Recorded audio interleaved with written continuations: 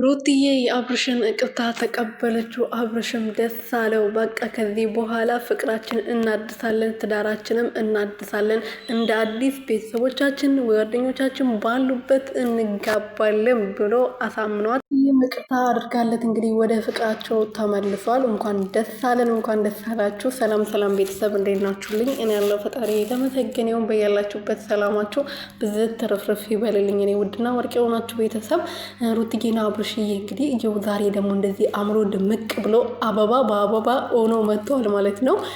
ትላንት እንግዲህ ያው አብርሽ ጸባይ ገዝቷል፣ ሩትዬ እንደዛው ልጁ ትንሽ አይምሮ እየተነካ ይመስለኛል ብላ አስባ ስለነበረ ሎልዬም እሱ ጋር ይቆይ ለ3 ቀን ብላ ፈቅዳለት ነበረና ትላንት ማታ ደግሞ እስከ 3 ሰዓት ድረስ ከኔ ጋር ቆይተሽ ከዛ በኋላ ልጄን አጥብተሹ ከ3 ሰዓት በኋላ ትሄጃለሽ፣ ልጁ ደግሞ እዚህ ያድሮ ከነጎዳ ትወስጃለሽ ብሏት ነበረ። እኔ እዚህ ለማደር አይደለም የመጣሁት ብላለች። እዚህ ለማደር አይደለም ብላለች። እንግዲህ በጣም ናፍቋታል ማለት ነው። እሱ ኢደሪ ሳይላት ነበር። እሷ ራሷ እኔ እዚህ ለማደር አይደለም የመጣሁት ልጅን ለመውሰድ ነው ብላ ስታወራኝ ነበረ ማለት ነው። ለማንኛውም ተነፋፍቃችኋል። አንድ ላይ ብትሆኑ አንድ ላይ ተመልሳችሁ እንደዚህ ፍቅር በፍቅር ሆናችሁ ስላየን ደግሞ በጣም ደስ ብሎናል። የእናንተን ደስታ የእናንተን ሳቅ ነው የምንፈልገው እኛ።